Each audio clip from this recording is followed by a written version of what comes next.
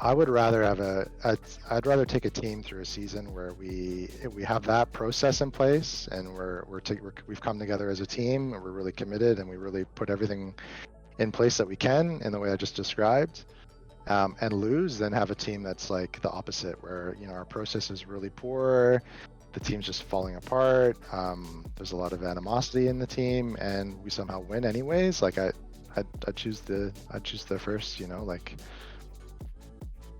I see. A little sneaky questions. I'm trying to take my own advice that I just said with my previous answer, is like I have an idea of what I think needs to happen, and I'm going for it. Not holding back. And I'm going to do what I think is best to help this team win. And our players are doing that as well. And it's all on us.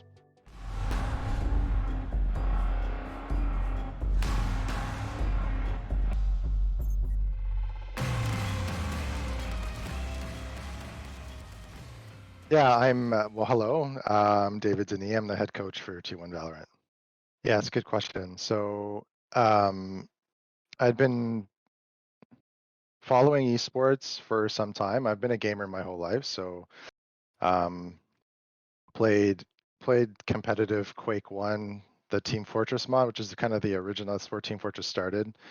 Was originally a mod for the Quake 1 engine. Played that at a decently high level in North America. This is like a long time ago. This is in the 90s. And I mean, back then there was like no streaming, no viewership or anything like that. But I was very, very competitive. I practiced every day with my team, et cetera, et cetera. So always loved gaming. Played Counter-Strike when it came out in beta. Played a little bit then, and then I had to decided to take a break from playing games a lot, because I just had to focus on my studies. But that's just the kind of the gaming background side. I've always loved video games. And then kind of fast forward quite a number of years actually. And esports explodes. I remember watching the League of Legends World Championship. I think it was in 2012. Was it 2012? I can't remember. Season 2. The kind of the first big one where it was at an outdoor event, and I thought to myself that this is incredible. This is really cool. I would have loved this if I was younger and this was happening. But then I started to notice that these guys, just like any kind of athlete, are suffering from performance anxiety. And at that time in my clinical practice, I was doing a lot of performance work with different kinds of people. So artists, athletes, entrepreneurs. And so I decided I wanted to sort of see if there was a way to get involved in esports. It looked really, it just marries my like two passions and my two loves, which was practicing clinically as well as with gaming and competition. So I ended up reaching out. Just long story short, I ended up presenting in front of a bunch of professional players at a League of Legends kind of summit that Riot put on for their players, and had a bunch of interest from a bunch of teams after that. I ended up working with Cloud9, and then the rest went from there. I worked with Cloud9 for a couple of years, then TSM, and then Gen G, the smaller contracts with other orgs as well, and then eventually T1 VALORANT. The legacy of winning is the big one, and just the commitment to winning, and wanting to put together a very top level team that's going to compete for the the very top, the championship, as well as the players. Right away, I knew that I wanted to get automatic into the team, and there was a real interest from the organization to do that as well. And I just knew that there was a commitment to winning just from that move alone. So I was happy to kind of commit and go forward. That's the biggest thing. I just want to be able to work with a team where I have the support and commitment from the org to sort of do what I think needs to be done in order to put together a winning roster. Well, I think about sort of two tracks. One is the overall development of each individual player on the team, and then as well as the overall development of the team as a collective, as a whole. And there's different stages and different aspects to that development process. And goal setting is something that fits into that. If you don't have an idea of where you're trying to get to, which is essentially what a goal is, um, you can't develop a player or the team along a path where there's improvement. So it'll look like identifying. So with individual players, it's all about understanding holistically where they're at. And I have a bunch of different kind of aspects of both like in-game skill, knowledge, etc., as well as out-of-game factors that are really important to being a successful professional player. And I do my best to work with players to understand, okay, well, where are their growing edges, where can they improve, and pushing them along that path. With the team, I mean, some of it has been, I mean, one thing I can say about this is that it's been a huge learning curve for me coming in as a head coach. It's my first time being a head coach, and so and Valorant is a new game. It's a new game to me for sure. And so trying to understand like what does a winning team look like? Like it's still all being figured out as we go. So that's been a real work in progress. But as I've come to better understand the game and understand kind of what I think needs to happen, it's been easier to clarify. Okay, what are the goals that I think we need as a team? How do we need to play? And try to push the team along that trajectory. Yeah, I mean, I think one of my strengths in my position with my experience is that I understand just development in general of individuals and as a team more than most coaches probably. I don't want to give away too much. I mean, I guess I can talk about one that's like a fairly easy one that I think probably every team thinks about and tries to improve on, which are some of the aspects of the fundamentals. And one specific kind of fundamental skill any team needs to have is just the kind of basic teamwork in terms of playing off of each other, things like spacing, being able to be in positions where when you're taking fights, you're even if you lose the fight, you're tradable. When we're like executing or taking control or hitting a site, just making sure that the way that we're moving together and our spacing on that execution is really tight. And then how we use utility as well is really critical. The best teams have everyone is using utility for each other and playing off of each other, not only in terms of like trade fragging, but just utility usage as well. So that's a really clear, consistent goal, is just having those fundamentals really front of mind every day in practice. Sure.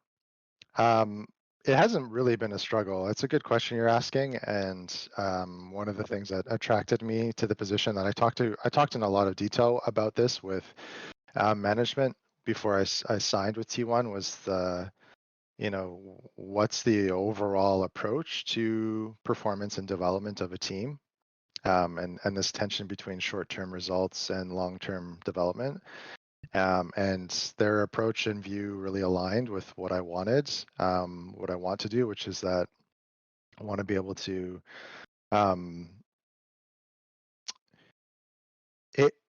there's this like there's a bit of a balance between what's the right way to put this?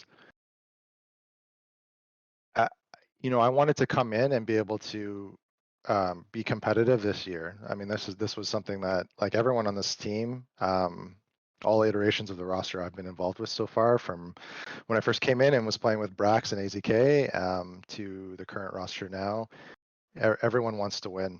We want to make it to LAN in particular, and we want to qualify for VCT at the end of the year. So that's a goal for the players, it's a goal for myself, and of course the organization wants to get there as well.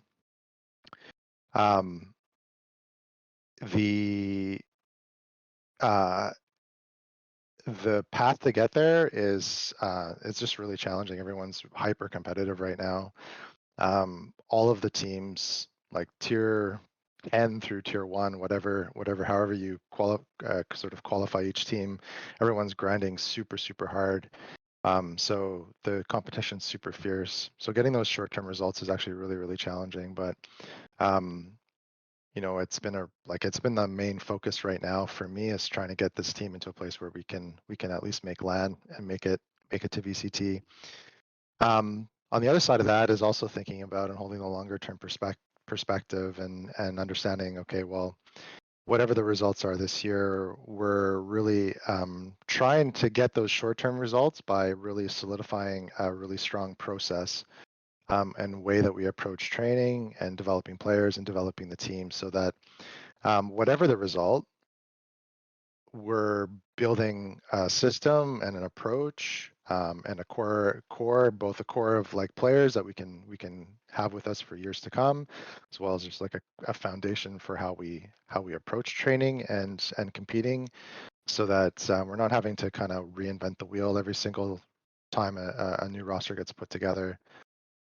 So for me, it's not like it hasn't been that difficult to balance this tension because I mean, I've had a decent amount of time with the team to sort of focus on developing and building that process out and that structure out. And I personally believe it's one of the best ways to get results, especially when there's some time as well. Yeah, I think that's more or less it.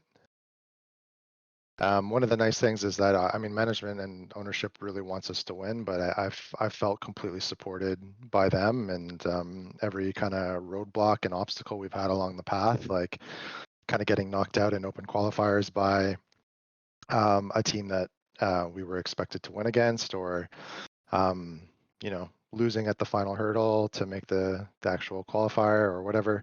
You know, the various losses we've had, it's been you know, I feel like I've got good organizational support for what I'm trying to do here, and yeah, I mean, I think we're, I mean, the proof will be in the pudding as we kind of keep competing. But so far, I've been happy with our progress. I think so. I think one of the factors that really deters players from continuing on in their esports career, that's starting to change, is this kind of feeling that like once you hit your like early 20s and your brain starts to develop a little bit more and you have the capacity to think a little bit about your future, whereas when you're like 18, 17, you know, young guys just don't think about anything except for what's right in front of them. And then just there's kind of like for most of them, there's this kind of assumption that like, okay, it's all going to work out, whatever, I'm going to play my favorite video game today and tomorrow and again and again. But then you hit a certain age, and you know, we understand this also from like a developmental point of view, that just where our brains end up as at a certain point something like just turns on, and suddenly we're going, okay, well, what am I have to worry about my future, I have to think about my career. And for a while, like esports wasn't looking very um, like a very solid choice to kind of really like fully commit yourself to for the long term. And so I think you see a lot of players who just essentially retire, partly as a result of that. And then I think also there's this kind of preconceived ideas about players who are older not being very skilled at the game, or the reaction time slowing or whatever. Like it's a young man's game or young person's game, and those reaction times, you know, is what it's all about. But I think that's all just changing. I mean, you're seeing this with some of the most successful teams right now in Valorant, where you have old Counter-Strike professional players like Hiko and Steel, Shazam, players on my team, Automatic and Skadoodle, who are all, I think, performing well, and these teams are successful for a reason. It's like that experience is really, really important and benefits greatly. And even if there is, which I don't think there's really very good scientific evidence to suggest that reflexes and reaction time significantly reduces to a point that's actually like impacting performance for these players.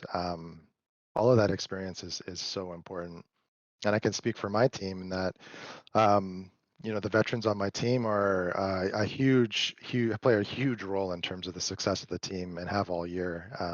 The successes that we've had and the potential success that we can have with this current roster is just a big part of it is off the backs of the veteran players who bring all of their experience to bear on the development of the way that we play, our strategy, our approach to the game. So young guys just don't have that experience, and it's really valuable. So I think we'll see more and more players who will continue to play and continue to play through and have a longer esports career.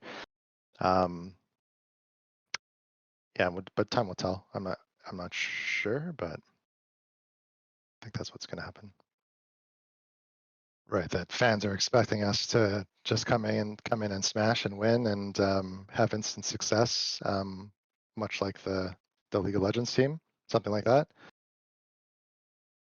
Yeah, I mean, that's what every organization's trying to find that recipe for success, right? And whether it's like a single player, like your Faker or your Michael Jordan or your whatever, that's gonna be like a such a superstar talent that you just put some good pieces around them and you can win.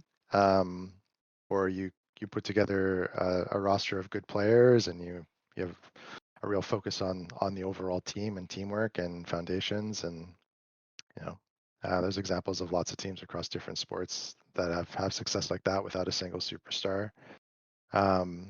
So I mean, we're definitely trying. The goal is to get to that point where we're not only like upholding the legacy of T1 and that expectation, but also like setting the precedent as well.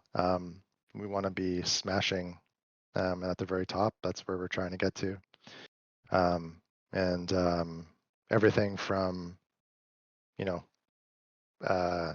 the players we choose for the team, the approach we take, the development of players, the academy roster.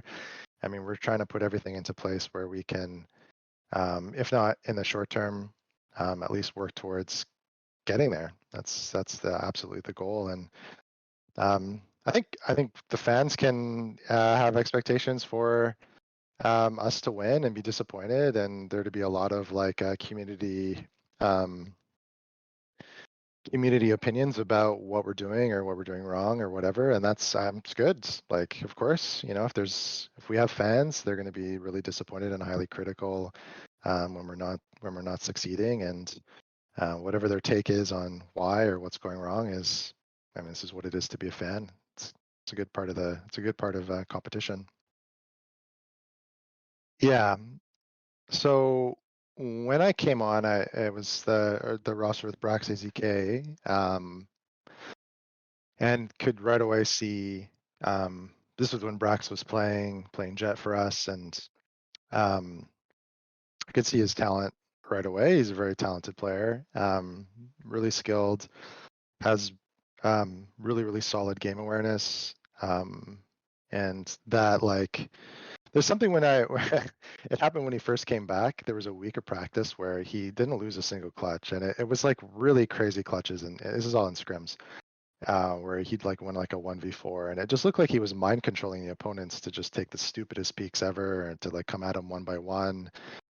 But I think he's just really calm, really patient, really smart about like how to like bait people into like taking fights that are actually advantageous for him, and he's just good in these kinds of like really difficult situations. And all I'd say is really talented, and I could see that also when I first came in. When I came in, the roster definitely had its like internal kind of dynamic issues. Like there were some struggles in terms of just coming together as a team, and Brax was definitely contributing to some of the problem there.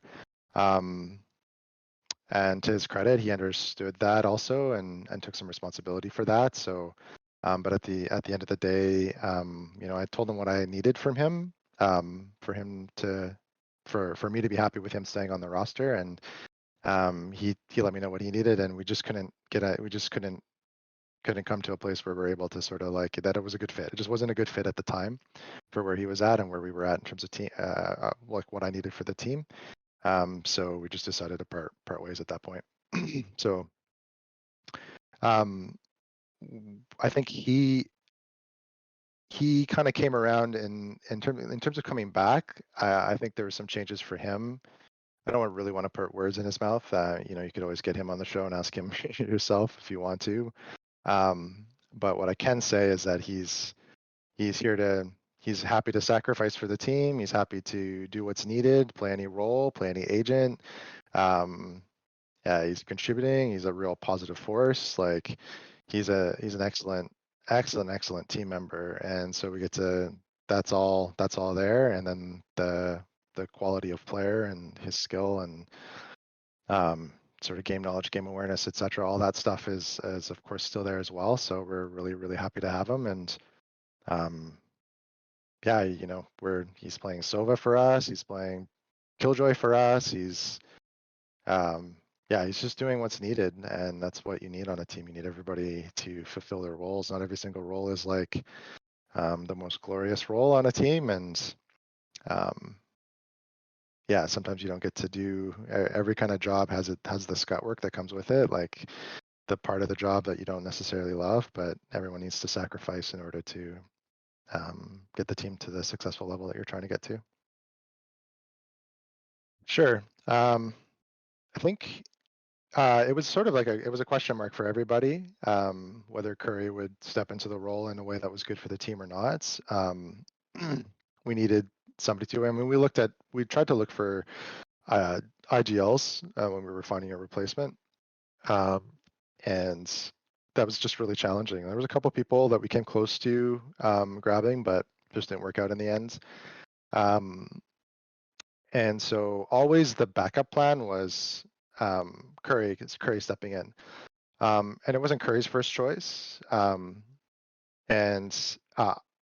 I knew it was a good a backup plan sounds like it's like a kind of a criticism of Curry. It really isn't at all. I felt comfortable with it because I felt comfortable with this approach, like not knowing who's going to step in as IGL, and knowing that, okay, well, if we need to, Curry can step in, and I have a ton of confidence in him. Like when I first picked him up as a player, nobody else in T1 really knew who he was, and I was really excited about him coming to try out, and he instantly impressed. He's just a really talented player. He's an incredibly intelligent person. I mean, he was carrying course load while competing with us for the first half of the year and getting straight A's while also like just developing so quickly as a player in Valorant. So I have total faith in him. Incredibly smart player, and he learns really quickly. And he's got a very strong work ethic. And just with the way that he's managed everything in his life so far, he knows how to juggle multiple roles and have a structure for himself in place. And he's committed, responsible person. So it kind of all the pieces were there. And when I couldn't find what I thought was like a really high level IGL, and just to be clear, like losing Sam and dropping Sam, there was a real loss there. I mean, Sam's a really strong leader. It's a really clear idea of how he wants to play the game, gives a lot of structure and direction to the team. And he's also really smart. He's one of the smartest IGLs in terms of reading kind of what the opponents want to do and calling in reaction to what he thinks is going on and reads on the game. And there's a lot that we lost there. So I wanted to make sure we had somebody really good coming in. And yeah, I mean, I think actually it was kind of like a bad luck, good luck situation. Bad luck we couldn't find somebody right away, or some of the people that we were kind of gunning for, and then good luck that we got to see what Curry can do, because he's really stepping up really beautifully. He's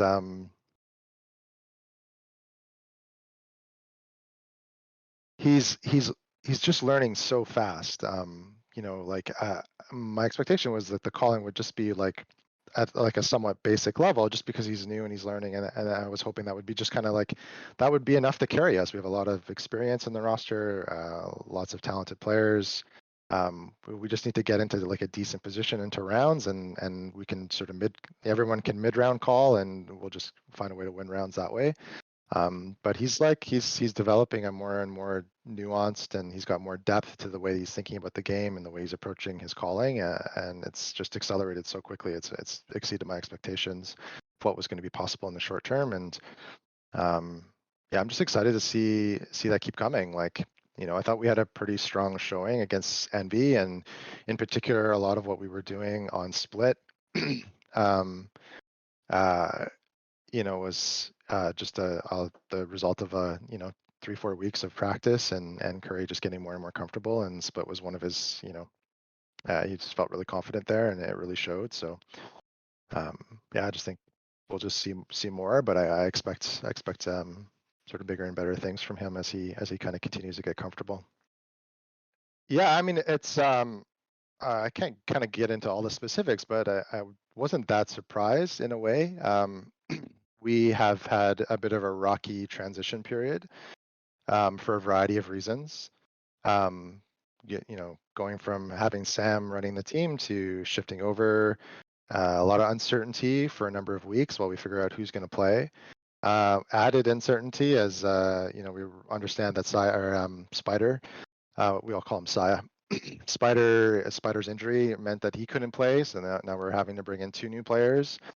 Curry learning to IGL, us figuring out how to kind of come together as a team with a completely new set of 5 people, and there were just some bumps in the process. And at this point, after the loss to Envy, I feel confident we've learned a lot, and we're really starting to address some of the root causes of the problem. But they were really evident, and they reared their head in that 13-0 loss. Like that's not how we normally play Haven. And yeah, the team just like took their foot off the gas, and yeah, it's from the outside, it looks confusing, or it looks really like, you can think what you want. I mean, I kind of agree with your general assessment. Yeah, I feel like I have a really good understanding as to kind of why that happened, and like I said, I wasn't that surprised. And more than anything, we came away looking at this going, okay, well, despite all of the sort of troubles we've been having with kind of settling as a team, now that we're getting more settled, well, like, look at our potential. Like, we, brand new roster, and we played some beautiful Valorant against Envy, one of the better teams in North America, a team that's going to also be hyper competitive for making it to Berlin. So we feel confident. We came away just feeling confident. We got the right pieces. We just need to address some of these issues that we've been having and some of the problems that are there, and just keep grinding. Yeah. Leadership is a team effort. It's not just one guy giving like the big speech, or it's something that, there's leadership moments for every player on the team. Even the youngest, most inexperienced guy on the team has their opportunity to step up as a leader. You can lead without saying anything. You lead by example. You can lead in the game. You can lead outside of the game. The way you show up to practice, the way you respond to adversity, or I mean, just the moments are endless. They're always there, and it's a collective effort. And you have some teams where you have one guy who really stands out as the leader, and that's a model that can work, but it's not the only one, and it's not the only way. And so all that to say, I think Curry actually has a lot of natural qualities as a leader. I think many of them are like in process, like getting developed. He definitely is a really confident player. He's confident in the way that he thinks about the game, but also he recognizes he's playing on a team with guys who won the Boston Major, or whatever. So he also kind of follows their lead as well. I think a really important role person on the team is Automatic, and he steps up in really, really critical ways for us, and has the whole year. I mean, he's been a huge contributor to the strategic approach we take. He mid-round calls a lot. If we're struggling, we don't know what to do, or we don't know like how to adapt, he's often the guy who comes up with the solution. So and then he also is a really kind of calm, steady presence on the team. So when he's in in form and at his peak, like you see it in his gameplay. He's an incredibly talented player, but there's so much that fans don't see of what Tim does for the teams that he's on, and that's always been the case for him in his whole career. I mean, I worked with him when he was on Cloud9 in all the sort of Counter-Strike rosters through those iterations, including the one that had all the success and won the major, and he's always been a major contributor, and I would say like a real leader. And that's developed over the years as well. He's stepping up more and more and more. So that's kind of probably a good way to address the question you're asking. Yeah. We'll answer the second part first. I'm less involved with the academy team overall. I have our assistant coach Stunner, Cody, who he takes the lead there, and he's been doing a really great job. The original kind of roster that we put together with ANS just didn't work out because he just wasn't into it. He wasn't into Valorant, so he ended up deciding to switch back to Overwatch. So the kind of ramp up and getting our academy team to a point where they can actually start to compete in some of these smaller the like NSG tournaments, etc. It's taken longer than we had hoped, and all the guys are really I know they're really anxiously awaiting the chance to kind of get to the point where they're ready to compete and show their stuff. And we're excited for that too. So the delays have been unfortunate, but Cody's done a great job with the team. He's done a lot of the work around scouting and developing those players. Yeah, I'm just excited to see them compete. I'm really excited about the current 5 that we have. There's some really talented players on the roster, and yeah, it should be really fun to see them play and compete. Some of them I have. I mean, in terms of my involvement, I'm not really involved in the day-to-day running of the academy team. I'll sometimes have conversations with some of the individual players. I helped with the initial scouting and assessment of players. And whenever we pick up new players, I get involved in that kind of selection process. But then it's Cody takes them and kind of runs with the team at that point. Cody and I work together. We're talking every single day, and he helps a lot with the main team as well. So we just do our best to make sure we're on the same page strategically for how we're trying to approach the game, so that both academy team and the main team are actually approaching. They don't need to play exactly the same way, but at least the way we're thinking about the games, the way we kind of prioritize at a kind of higher level is consistent across the two teams. And that's been important in terms of just being able to the potential of being able to bring players up as we need to, which is what's happened recently. Don came up as a response of needing to have somebody fill in Spider's shoes, and Don specifically is really consistent performer. He's he was on the Pittsburgh Knights, and that team was actually looking like they had what it takes to kind of threaten top level teams at a certain point when Don was on that roster, and I think Don had a pretty big role to play there. He's got a lot of talent. I remember when Brax came in, one of the things Brax said right away was like, "Holy shit, who is this guy? Like, I don't even know who he is, but he's really good." He's just good, and he's got good skills, got good mechanics, good game awareness, grinds the game hard. I think the biggest thing for him is just the experience. He just needs time experiencing matches at the top level, and I think one of the things that as you transition to playing on a top level team is just getting to the point where you're able to just trust your instincts and play your game, play without fear, or even if you're feeling afraid and anxious, you play as if you aren't, and you just really go for it. And we'll see how Don steps up from as we see him in more matches, but I expect big things from him. I think he's really talented. Sure, Cody's really smart, and he works incredibly hard. He's really collaborative. One of the things right away is as I got to know him and he got to know me, we're both very kind of like open, collaborative people.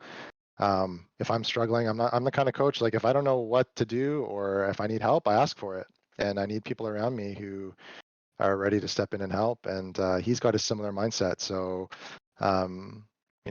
we're okay with not knowing the answers, and we help each other out, and we look and we just work hard and figure out problems as we go. And um, he's really got a strong analytical mind. He's a former professional. He's played professionally in PUBG, Apex. He's IGL'd. He understands leadership. He's played competitive physical sports as well. He's just got a strong background in competition, and um, yeah, he's been a really important part of the team. Yeah, I think I get your question. Yeah, Spider is a is still is a member of the core roster, and you know, we're constantly evaluating if we can get him back in or not, and considering, okay, what's going to be best for our chances of success. And you know, I think one of the difficult aspects of being a professional player is that um, you know, we're really asking all of our players to have a strong and total commitment to the success of the team first, and that requires sacrifice. And sometimes that means that someone else is going to come in and play instead of you. So, you know, there is a tension around, you know, who starts, and if Spider's full health, like who do we put in? Who do we think is going to be best for the team? And I think everyone understands that we need to do what's best for the team. And Don understands that, and Spider understands that, and um, you know, this is part of what you're selecting for when you're selecting players for a roster, is that you need players who understand and really prioritize the team first and understand the importance of being willing to sacrifice um, for the betterment of the team. And if you have a bunch of players who don't understand that, when you get into these situations, it's almost like you have an impossible job then, and you end up in a really stuck position because you can't actually do what's best for the team because there's an unwillingness to do it. But that's not the situation we have right now. And both Don and Spider are, yeah, they're in full support of whatever the team needs and whatever's best for the team. And Spider's doing his best to get better. We have a great PT working with him, who sort of helped assess the problem, has put a plan in place to help him recover. I mean, it's like active recovery, right? So he's playing more and more back home as he's getting more and more recovered. And we also have him working with various doctors in the T1 facility. Now that he's back in Korea, he's getting some acupuncture, this kind of thing. So I hope he recovers really quickly. I mean, it's a good problem to have two players that can compete, and you know, have to think about, okay, well, who's going to be best for the team. That's it's a really good problem for a coach to have. I mean, I think for the most part, everyone appreciates that the kind of holistic approach is really important and probably the best way. I think the organizations that actually are able to implement it in a kind of like a systemic way have the leg up, because it's when you're playing remotely and everyone's in their own apartment and everyone's just playing from home. I can encourage players to eat well, get good sleep, exercise, et cetera, et cetera. But that's about it. And all of the, I mean, I've yet to meet a player who I say to them, you know what, you probably shouldn't eat McDonald's, and then like their mind is blown, like this is some kind of revelation, you know? So I think players understand what kind of quote unquote they should be doing. But yeah, doing it is the real trick, and the best way to make things happen is to kind of build it into the structure and routine of your day-to-day practice. And when you're practicing out of a facility, for example, and everyone's in person, and it's made as easy as possible, because it's like it's scheduled, it's expected that you show up and do this thing, whether it's like exercise or showing up to an appointment with a nutritionist, or your meals are prepared for you, you know, and the food's brought in or catered for you, or it's actually cooked right in the facility for you, or all this kind of stuff. Like that's all ultimately what probably is you know, the most consistent way to actually make this stuff happen. And there are players who are highly motivated and disciplined who can do all of this on their own, but they're more rare in my experience. A hard question. One thing, I have to pick one.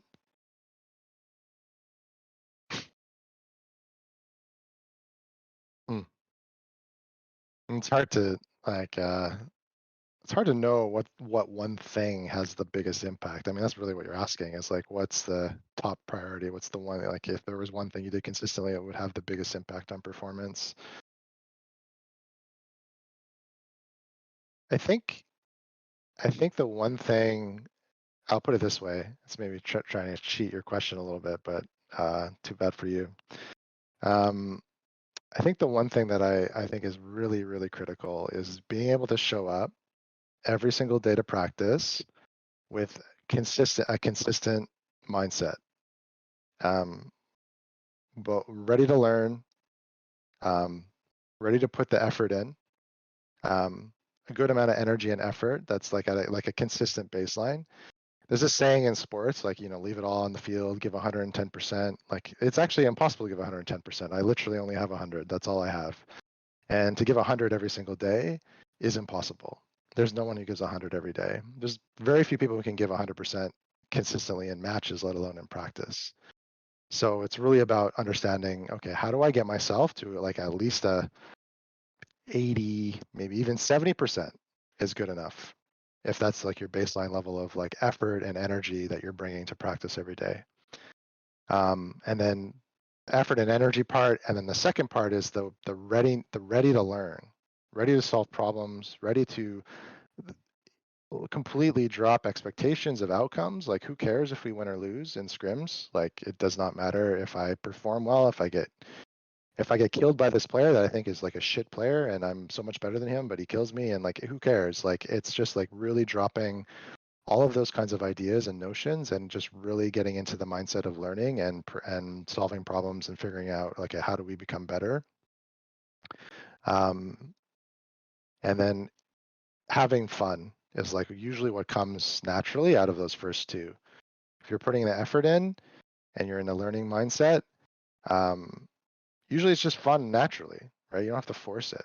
And so if those three things are happening and you're able to have that kind of approach and mindset to your day of practice, day after day after day after day after day, you're probably gonna have a good team.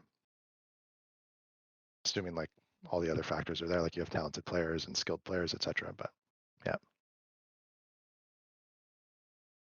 No, there's a lot of things that are consistent across any kind of situation that's high stakes, that the individual is perceiving as having a high stake. For a time, I worked a lot with people living with cancer, actually, as well. And that comes to mind because the first thing that came to my mind was this idea of, if you really wanna live well and have success at a high level, you need to be ready to risk it. Like, you need to do the most scary thing. You need to put your full self into the endeavor, and it's very exposing. It's like, for these players, I don't think fans appreciate this exactly. It's I think hard to appreciate. It's like, you spend hours, countless hours and hours and hours practicing the game. And it'd be akin to like an artist who spends years painting one painting, like starting from scratch, redoing it, finally getting it just right. And after years and years of work, now it's like that work of art, you have to, when you show it to the public, it's actually incredibly scary because it's everything. You've put your full self into it. And what people think or how people receive it is, I think, a really difficult thing to contemplate and to do. But it's ultimately what results in the best performances, is when you have individuals who they're kind of like showing themselves to us, and those performances that's when you get the most memorable performances. I think it's true for esports as well, and this is true for entrepreneurs. You have to take risks. You have to kind of go, okay, well, I have this idea of what I think is going to work, and you have to really, really commit to it and go for it. And sometimes that means that you're risking your own career, your own reputation, your own money, but also sometimes other people's money too. And there's a ton of pressure that comes with that. And if you hesitate or second guess or if you let that kind of fear of pressure and failure kind of get to you in a way, it, even if you're still kind of going forward, if you, it can sometimes result in you sort of not really fully committing. And with people with cancer, it's slightly different, but there's this like thing that happens when you're living with a terminal illness and you're facing your death and actually contemplating your own death, is that you start to really look at your life and think about, okay, well, what am I really living? Like, am I really fully here? Am I really fully present in my life? Am I actually putting everything I have into this? And time and the days, the moments become really, really precious. Um, and that's a really wonderful way of living life. Is really understanding how impermanent it is. And so all of that to kind of comes together, I think, for any kind of top level performer. It's, thinking about, okay, this is really impermanent. I might only be here once. Like, and I said this to my this team actually recently. I said, like, this is it. Like, this group, these players, like, this is maybe the only time we have together. And even if this team were to stick together, this, us as a new team coming together, like, this time we don't get it back. This is our only time to be a new team together and be in this particular process together. It's impermanent. uh, and there's something really precious about it. There's something to be really grateful for there. And that allows then also, I think, for this other piece, which is, okay, well, if that's true, which I wholly believe it is, then why wouldn't you put everything into it? Why wouldn't you risk everything? Why don't you put your full self into it and see what's possible and see what kind of beautiful art you can make? And for us, it's like, hopefully we're going to put on a show for the fans and have some beautiful Valorants, and hopefully what also comes is some W's. Yeah, it's really important on a team that you have. You have to have it has to be safe to fail. Um, there's this snowboarder who was training for the Olympics who created this half pipe.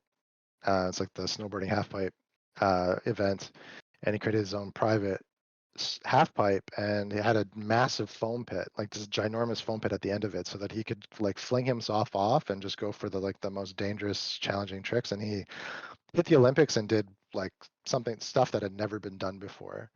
And he was able to develop himself to the point where he could pull off those incredibly challenging tricks because he created a system and a situation where he was allowed to fail.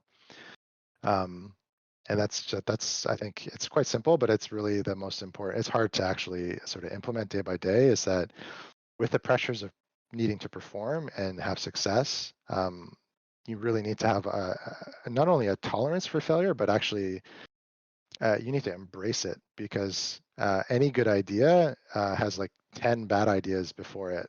So you have to get through the bad ideas before you get to the good idea. And creativity is something that is, you're right, you can't just tell somebody be creative. It's something that's practiced. There's a way of thinking that that allows for that is part of the process of creativity.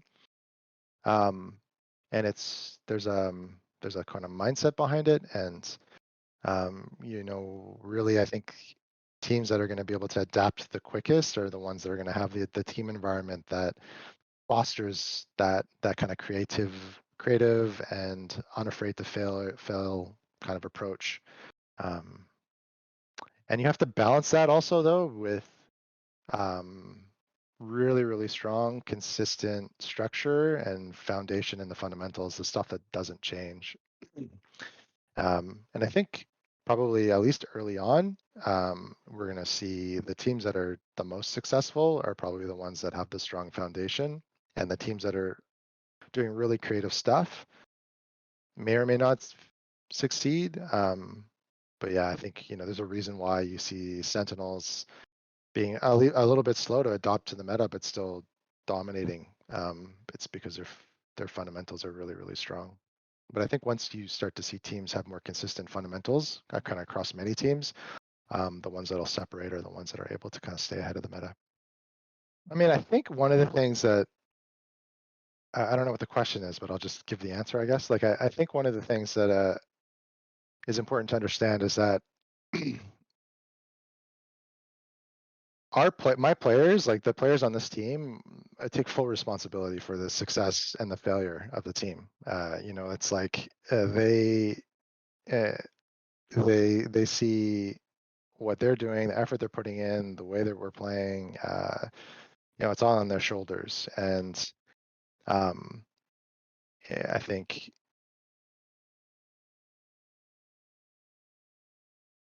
Yeah, I think it's like there's no like at this point there's no more like and at least for as long as I've been here, it hasn't been about other factors, outside factors. It's just been about our players and our team and are we performing or not.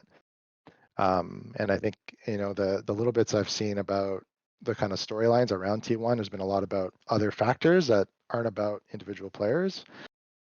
But that stuff's not. There's no like major drama. There's no um, outside factors anymore. Like it's just been us as a team and trying to figure out how to win.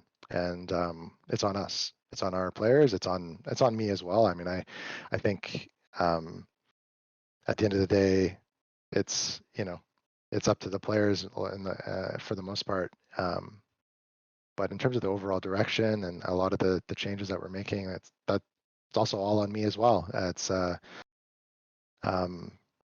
I'm trying to take my own advice that I just said with my previous answer is like I have an idea of what I think needs to happen and I'm going for it. Not holding back. And I'm going to do what I think is best to help this team win. And our players are doing that as well. And it's just that's it's all on us.